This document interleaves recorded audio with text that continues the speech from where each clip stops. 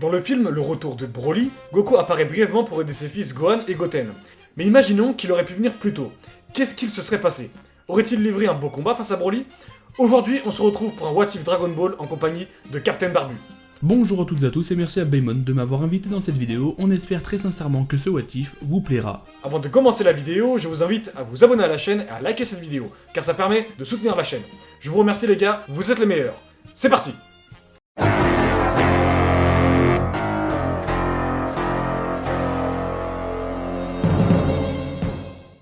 Broly est un personnage apparu dans 3 films, le film 8, 10 et 11. C'est un personnage qui n'est pas canon à l'histoire principale de DBZ. Toutefois, il fait partie d'une trame parallèle, si vous préférez. Bien que Broly ne soit pas canon, il est un des personnages les plus populaires de la licence et est présenté dans la plupart des jeux vidéo aux côtés des boss finaux, comme Majin Buu ou Janemba par exemple. A noter que le Broly de DBS est un personnage complètement différent de celui qui est apparu dans le précédent récit, puisqu'en plus d'être canon, l'auteur a réécrit une nouvelle histoire. Dans le film 8, on voit que Broly est un personnage réservé et complètement dépendant de son père. En effet, il a un conteneur de puissance sur son front qui fait qu'il ne peut pas libérer l'étendue de sa puissance. Et c'est compréhensible. Broly est connu comme étant la personne qui a détruit l'entièreté de la galaxie du Sud. Qu'on sait ce que la galaxie du Sud représente, on ne peut qu'être surpris. D'après le Chuzenshu 4, la galaxie du Sud représente une multitude de galaxies présentes dans le quadrant de galaxies déjà présentes. Donc vous avez la galaxie du Nord, du Sud, de l'Est et de l'Ouest. Et aïe, ça fait un paquet de galaxies en fait. A titre de comparaison, celle n'était capable de faire que péter le système solaire. Ceci met en évidence le niveau surprenant de Broly. Après avoir enfin libéré sa forme de Super Saiyan légendaire, Broly démonte toute la Z-Team et ce, 2 fois d'affilée, même après que la Z-Team ait pris des Senzu pour le recombattre. Il faut aussi prendre en compte le fait que Broly a une énergie infinie, et que plus le combat dure longtemps, plus sa puissance augmentera. Dans les brochures du film où il apparaît, il est souvent dit qu'il possède une puissance infinie.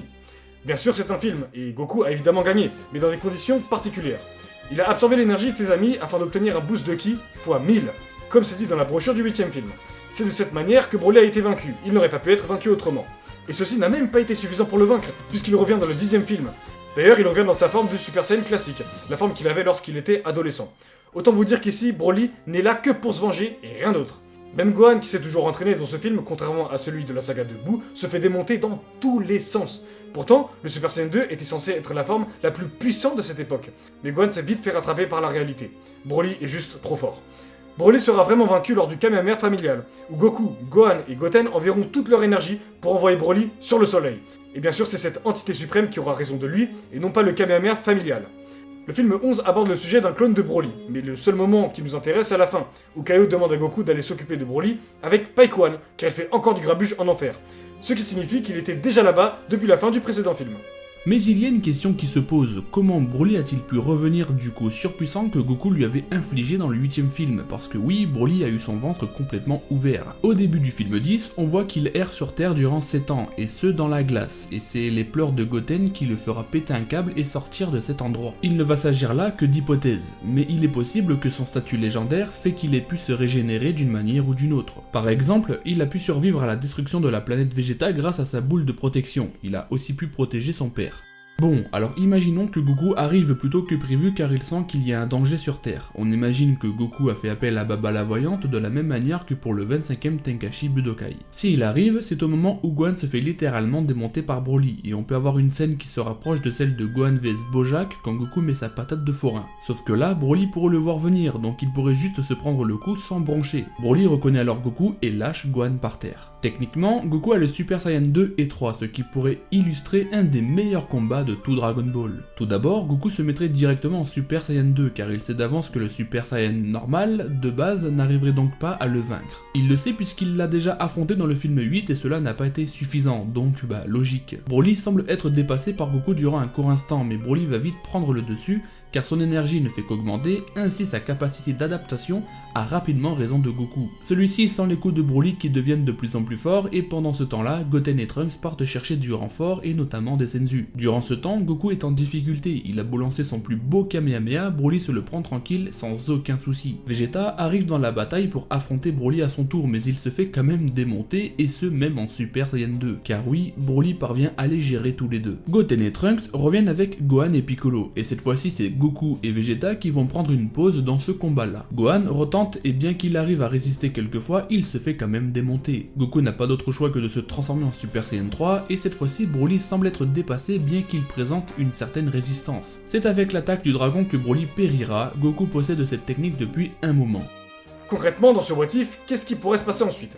Déjà, toute la Z-Team est bien plus forte que celle dans la saga de Boo, puisque Goku, Vegeta et Gohan ont eu un Zenkai. Et d'ailleurs, oui, Gohan garde cet aspect-là de guerrier, de protecteur de la Terre, qui s'est toujours entraîné depuis l'Arc Cell. Ceci implique donc qu'il ne ferait qu'une bouchée de Dabura, et que Krillin ne soit pas fait buter d'ailleurs. Mais Majin Buu est bien plus fort. Le 25e Tenkaichi Budokai se déroule bien, avec l'apparition de Kaioshin et de Kipito. Goku est sur Terre et n'a pas à retourner dans l'au-delà après ses affrontements. Goku a encore des séquelles de son combat avec Broly, qui fait qu'il ne peut pas encore retourner au combat. Toutefois, Gohan et les autres sont prêts si au cas où quelque chose arriverait. Et évidemment, le prochain adversaire, c'est Majin Buu.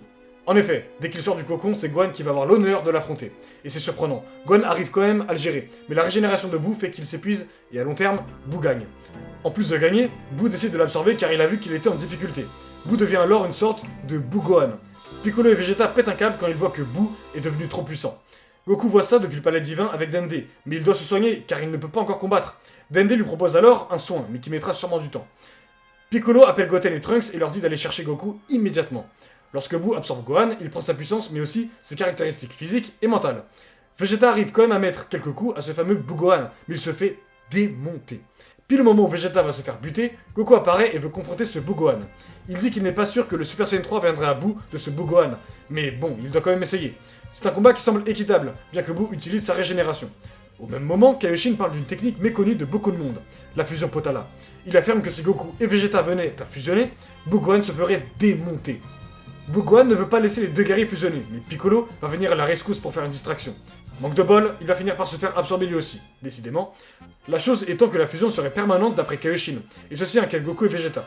Et aussi Vegeta ne veut pas fusionner avec lui. Alors ils foncent tous les deux face à ce Buu Gohan, mais ils se font gérer facilement. Tenshin Han arrive dans la bataille pour leur prêter main forte. Goku va encore demander à Vegeta, et cette fois-ci, il accepte. Ils fusionnent enfin, et cette fusion donne Végéto. La puissance de Végéto en forme de base est vraiment exceptionnelle, puisqu'il met des patates de forain à Buu Gohan. C'est alors qu'il se rend compte que Gohan et Piccolo sont à l'intérieur de lui. Végéto pense alors à une stratégie pour les sauver, se laisser intentionnellement absorber par Buu. En effet, s'il arrive à les faire sortir de Buu, Gohan et Piccolo seraient sauvés. Végéto fait alors son cinéma et arrive à faire son plan comme convenu, mais lorsqu'ils arrivent à l'intérieur de Buu, ils défusionnent aussitôt. Et c'est très étrange car ils étaient censés rester avec la fusion. Durant ce temps-là, Buu va faire la connaissance de Mr Satan et va se lier d'amitié avec lui. Mais au même moment, quelque chose se déroule dans le ventre de Buu. Goku et Vegeta sont surpris car l'intérieur de Buu bouge dans tous les sens. Goku et Vegeta vont alors se précipiter d'aller sauver Gohan et Piccolo, mais lorsqu'ils sortent du ventre de Buu, une chose étrange se déroule. Buu commence à péter un câble, il se dissocie en deux Buu. Un Buu gentil qui a la même apparence qu'avant et un Buu gris qui est plus fin et quand même plus maléfique. Ces deux Buu commencent à s'embrouiller. La Z-Team ne comprend pas trop ce qu'il se passe en regardant cette scène puisque ces deux Buu vont commencer à se tabasser entre eux. En fait, le Buu gris c'est celui qui a pris la majorité de la puissance du Buu d'avant et c'est également la manifestation du mal de Buu. Tout ça c'est grâce à Mr Satan. Le gentil Buu se fait démonter mais Goku va s'élancer en Super Saiyan 3 pour tenter de le raisonner. Évidemment, ils ne comprennent que dalle. Toutefois, le gentil Buu s'allie avec Goku. Goku fonce en Super Saiyan 3 et démonte le Buu gris, il n'a même pas besoin du gentil Buu. Ensuite, l'aventure continue, mais il y a quelques différences avec l'histoire originale. Gohan n'a pas eu son potentiel éveillé par le Rodai Kaioshin, Goten et Trunks n'ont pas connu la fusion, et si on veut inclure les films DBZ, eh bien le film 11 et 12 n'ont pas lieu d'être. En revanche, le film 13 avec Hildegarde pourrait se dérouler, toujours avec cette différence que Gohan Ultime et Gotenks n'apparaissent pas. Gohan a juste sa forme de Super Saiyan 2 puissante, Goten et Trunks ont juste le Super Saiyan normal, et puis c'est tout. On peut imaginer qu'ils obtiennent le Super Saiyan 2 plus tardivement dans le récit, puisque peut-être qu'avec ce qu'ils ont vécu, ils se sont rendus à l'évidence qu'il fallait s'entraîner pour devenir plus fort afin d'affronter de nouveaux adversaires. Et voilà les amis, c'est la fin de cette vidéo, en tout cas pour moi. Je remercie Bemon de m'avoir invité dans cette vidéo, j'ai pris beaucoup de plaisir à faire le récit de cette histoire et je pense qu'il a pris beaucoup de plaisir à l'imaginer et à l'écrire. En tout cas, si ça vous a plu, n'hésitez pas et je vous invite même à vous abonner à la chaîne du GOAT. Chaque semaine, une vidéo le lundi à 18 h. Abonnez-vous les gars, vraiment, ciao.